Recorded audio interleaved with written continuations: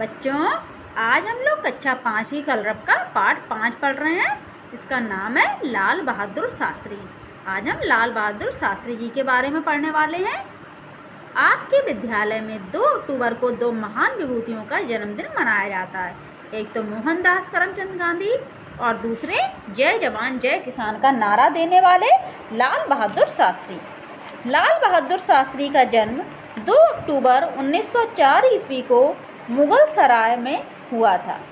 इनके पिताजी का नाम शारदा प्रसाद और माता का नाम राम दुलारी देवी था। बच्चों, जब ये 1.5 साल के थे तो इनके पिताजी का देहांत हो गया था। ये स्वतंत्र भारत के पहले रेल मंत्री बने थे।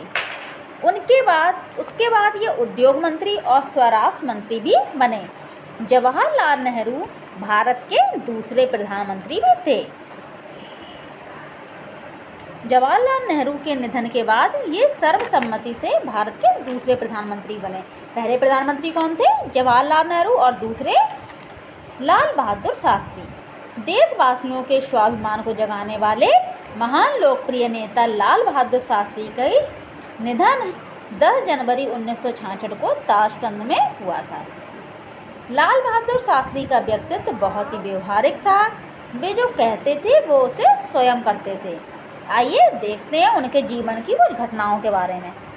देखिए बच्चों, प्रसंग नंबर 1 दिया गया है।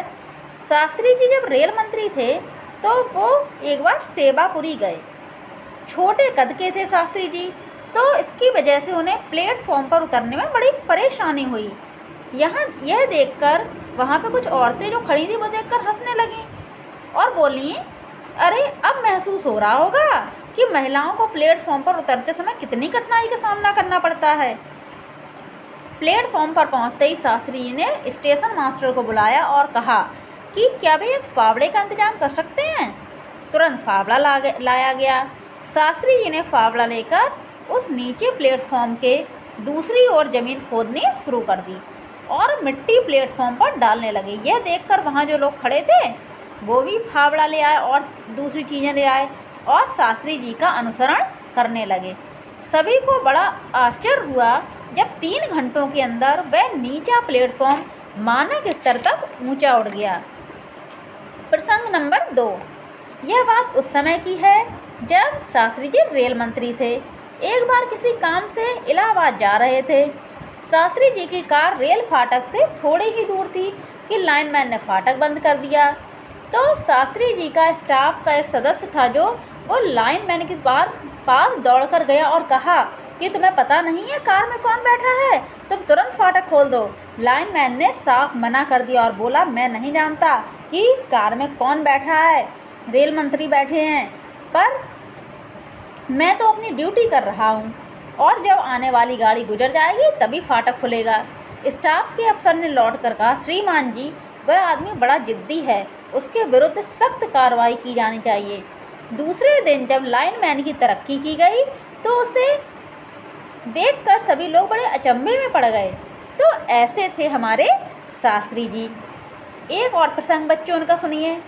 यह बात उन दिनों की है जब शास्त्री जी प्रधानमंत्री थे। मैंने भी आपको बताया था कि हमारे लाल बहादुर शास्त्री जो हैं वो दूसरे प्रधानमंत्री थे। पहले कौन थे? जवाहरलाल नेहरू।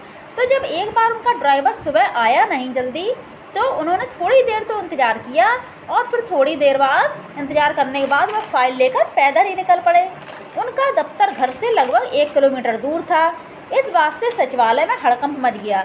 ड्राइवर से पूछा गया तो उसने बताया कि उसका बच्चा बहुत बीमार था और जब उनकी शिकायती फाइल शास्त्री जी के पास ले जाई गई तो उन्होंने इस पर क्या लिखा कि उसके लिए उसके बेटे का जीवन और किसी भी काम से अधिक महत्वपूर्ण था, इसलिए उसके खिलाफ कोई भी कार्रवाई नहीं होगी। तो देखा बच्चों, ये थी लाल बहादुर शास्त्री जी के बारे में कुछ घटनाएं। वो जो कहते थे वही करते थे। इतने महान व्यक्तित्व, इतने अच्छे नेता, रेल मंत्री और प्रधानमंत्री भी रहे। ऐसे महापुरुष को सत सत नमन।